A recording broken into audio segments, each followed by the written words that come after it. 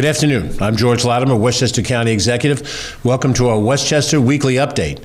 Today is Monday, February 12th. This is the traditional Lincoln birthday, and of course it's a state holiday today as we honor Abraham Lincoln. Next Monday we will celebrate President's Day, and we'll honor all of the presidents during the course of this month. George Washington's birthday follows by a few days after that. It's a busy week ahead with Valentine's Day and Ash Wednesday for those who have the Christian faith. So we're here with you to give you an update on a few issues. I'll be joined in a few minutes by Deputy County Executive Ken Jenkins to cover some of the ground that we want to cover. And in a few minutes, I'll introduce our municipal partner guest, who is the supervisor of the town of Lewisboro, Tony Gonsalves. And we're very happy to have Tony back with us to talk about the town of Lewisboro in the northeastern corner of Westchester County. First, we want to get an update on weather. Today being Monday, in the early part of the afternoon, 2 o'clock, as we're broadcasting this live, we're still waiting to see the final path of the weather that's coming into our area. But the reports that we have is that beginning sometime in the vicinity of midnight tonight, we will see snowfall, and at a fairly rapid rate in the overnight hours through the morning and then through part of the day tomorrow. That significant weather report is going to potentially drop anywhere up to 9 to 12 inches of snow in parts of Westchester County. And the northernmost areas of the county are the ones that are subject to the greatest amount of snowfall.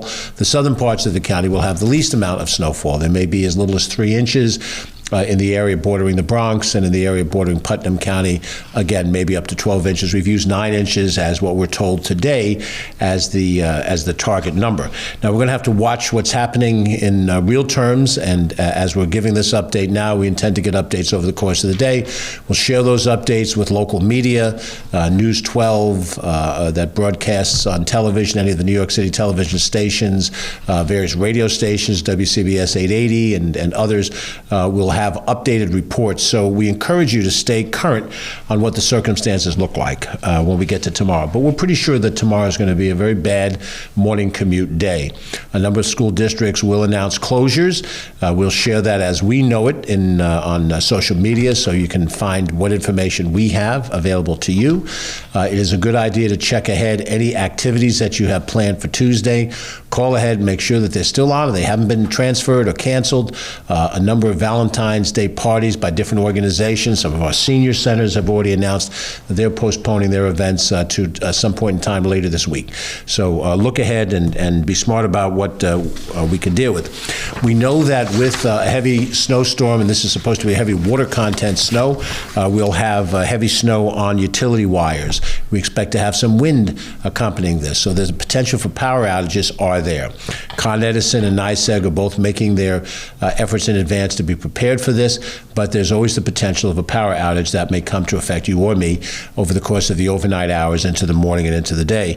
So once again, do some logical things. If you know that you need to have some water or provisions available that you don't have in your house now, use these hours where the weather is still good to go out and get those provisions and have them available for you. Batteries, if you're going to have battery-operated radio or any other types of devices, and be prepared that by the time you reach the midnight hour, you want to be off the road. Now, we're going to have extra police patrols out on the various parkways of Westchester County, but those parkways get treacherous as it starts to rain heavily and snow.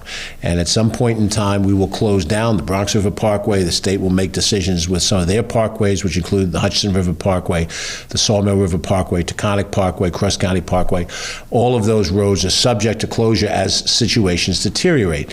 So since the worst of the snow is expected to be in the overnight hours into the morning, we expect your home safe and sound when the snow begins. But be prepared tomorrow morning to give yourself more time and go out. You're going to have to, shovel your car out and shovel your walk and do those things and be careful with all of those things. But be prepared in advance for a tough commute tomorrow morning, and check to make sure that if you have children who are going to school, that school is either starting on time or is canceled or has a late start or any of those kinds of things.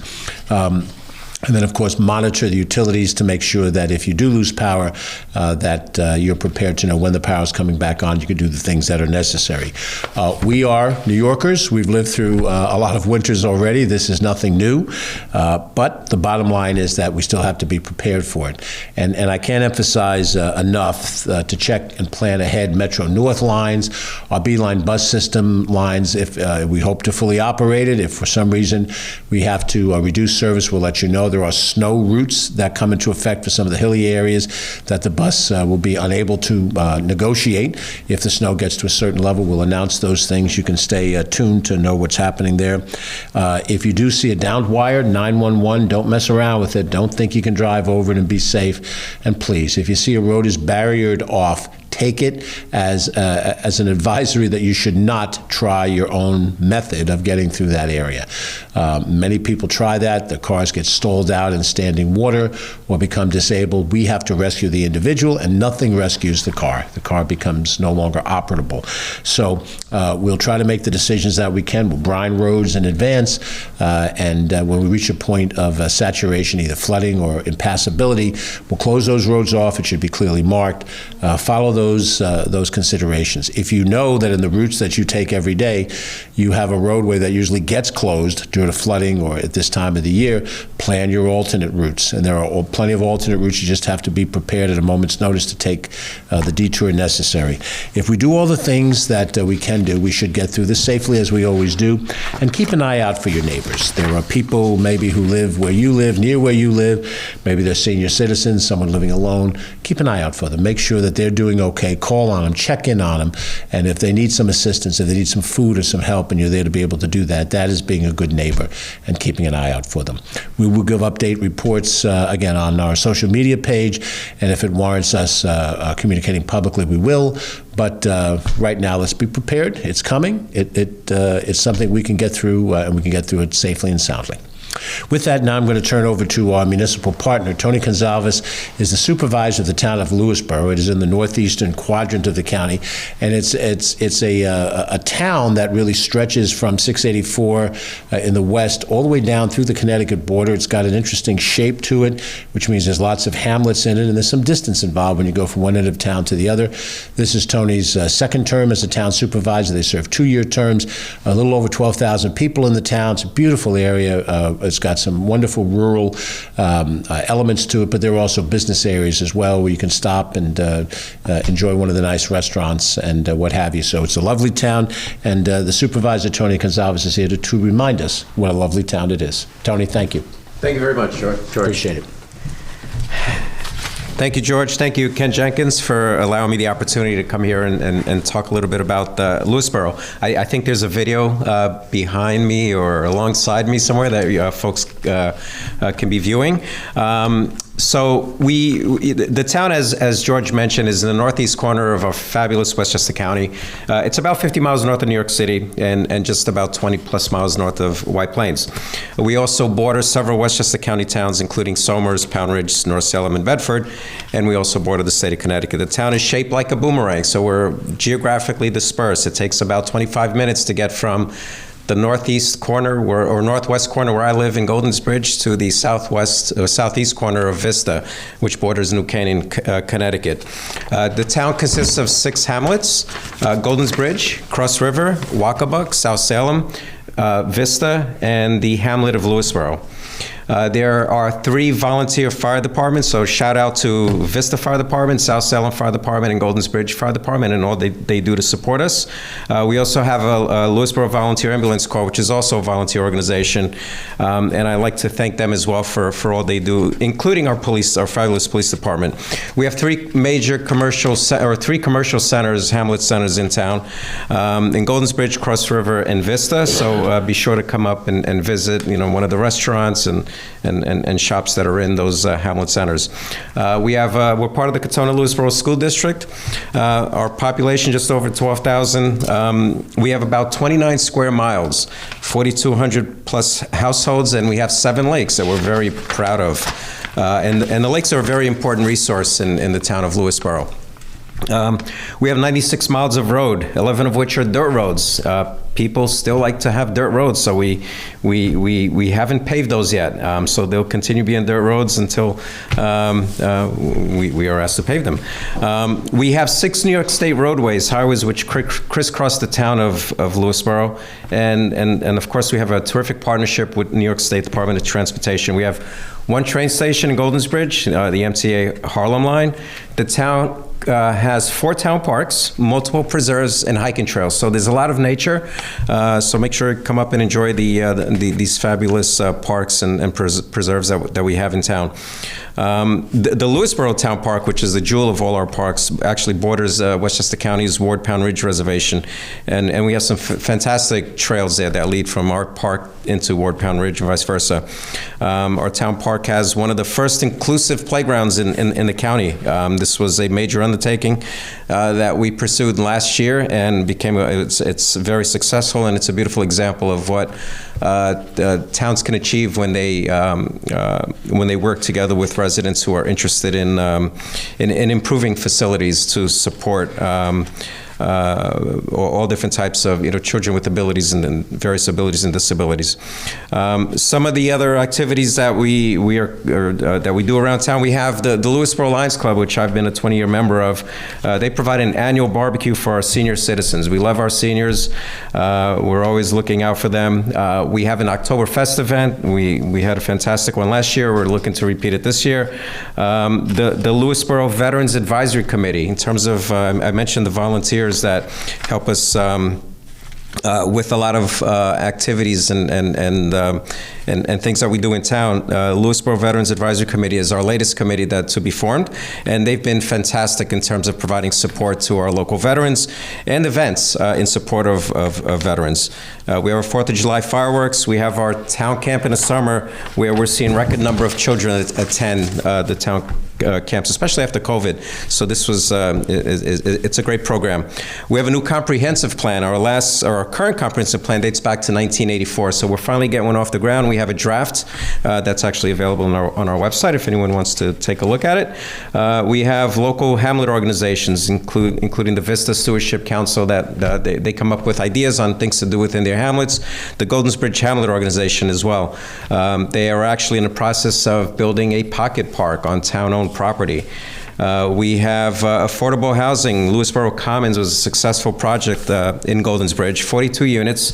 We received over 1,800 applications for those 42 units. A beautiful complex right on Route 22 near 684.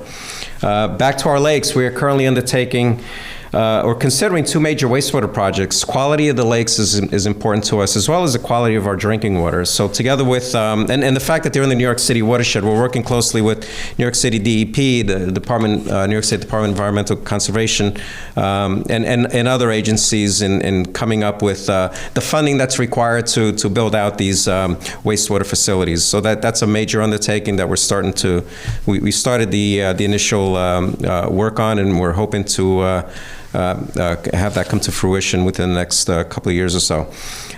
We have a sustainability committee, which has been successful in launching various projects in town, including expanding our food scraps recycling program to now 3 locations. Used to be only 1. They're working on our first solar panel installation, which is going to power town facilities located in our one of our parks on a true farm park.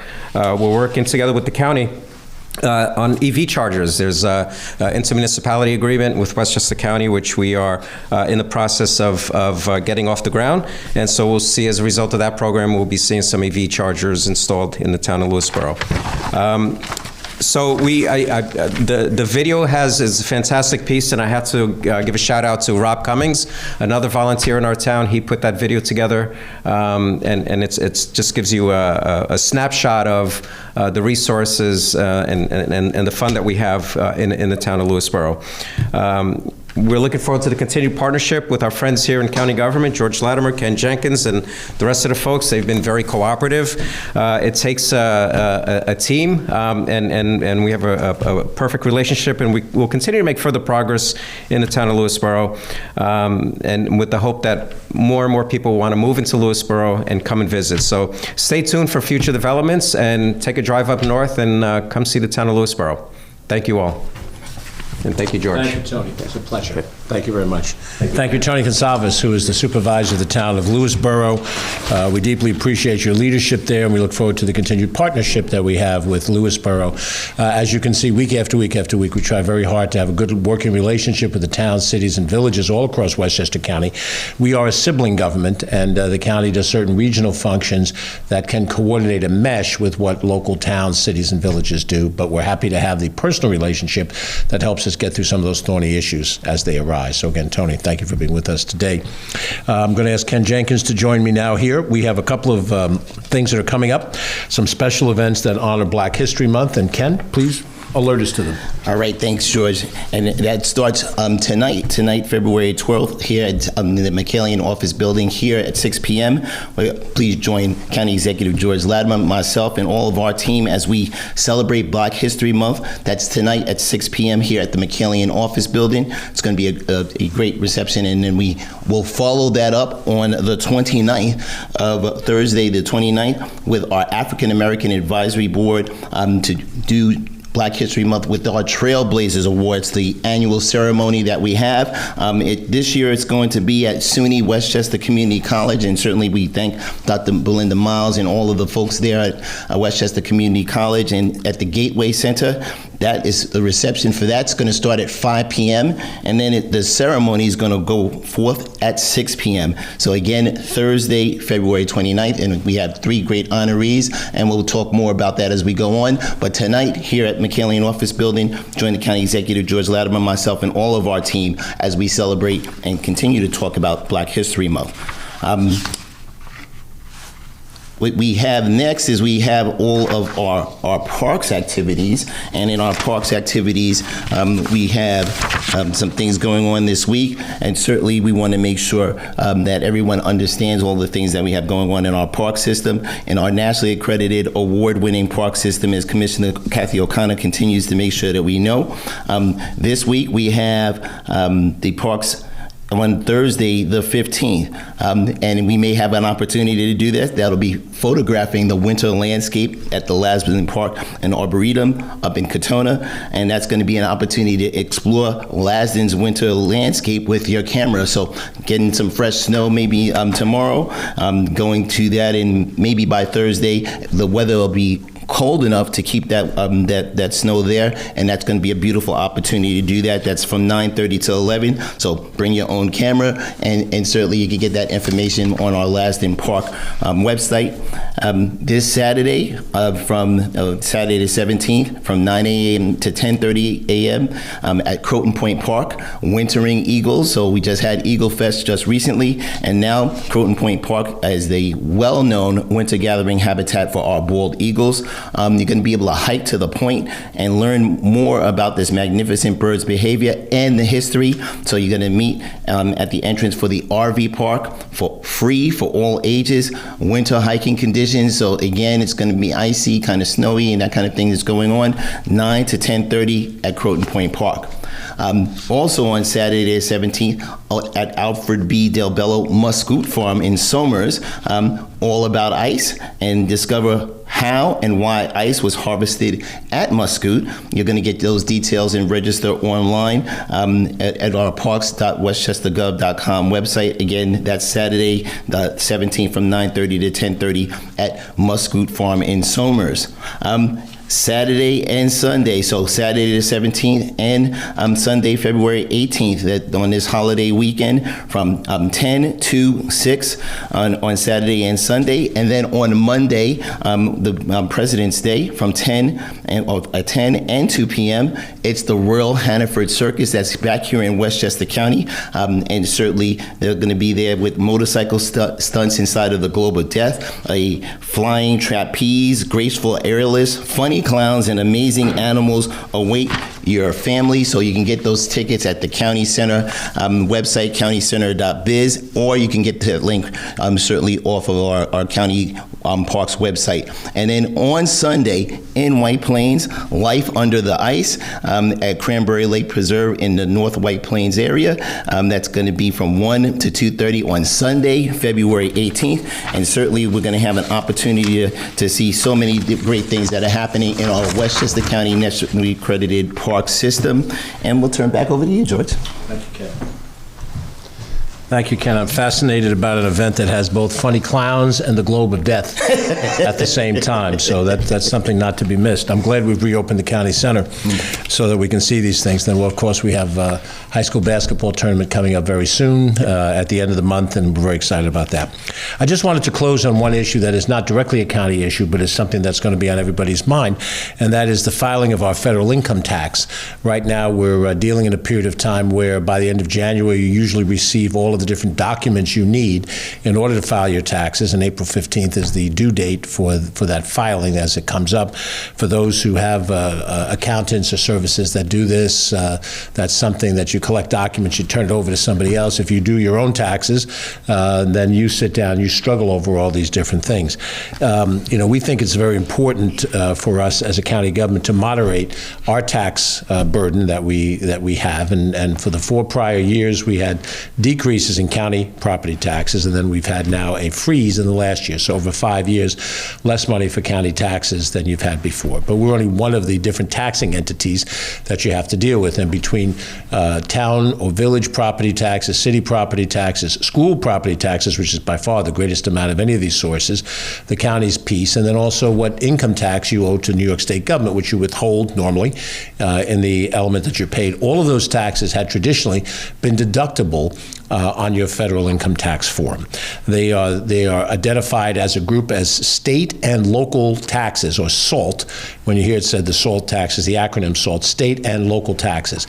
And what it basically means, historically, for 100 years, you receive a certain amount of money in compensation. That money is taxable. But if you take some of that money and you're obliged to pay taxes to other levels of government, it's not optional. Money is withheld for your state taxes, you have to pay local property taxes. You never got discretionarily that portion of money. You had to pay it out to other governments. So you shouldn't be taxed by the federal government on income that really wasn't anything that you were able to hold on to and then spend discretionarily. And that's why for many years there was a deduction for state and local taxes.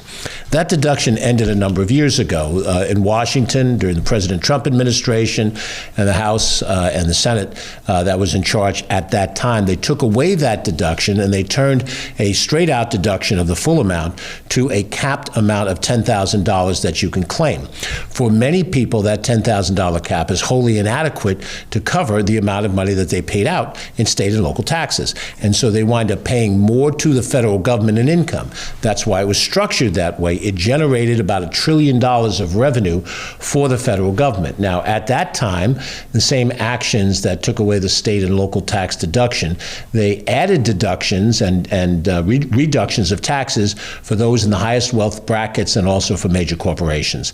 And in so doing, the cost of those tax benefits were offset by the additional money paid in for people that lost the SALT deduction. And the people who lost the SALT deduction are generally in states like New York and others where we have local governments and state governments that provide certain services and tax to pay for those services.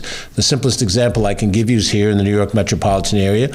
We have commuter rail that takes you into New York City and a bus and subway system in New York City to get you around New York City.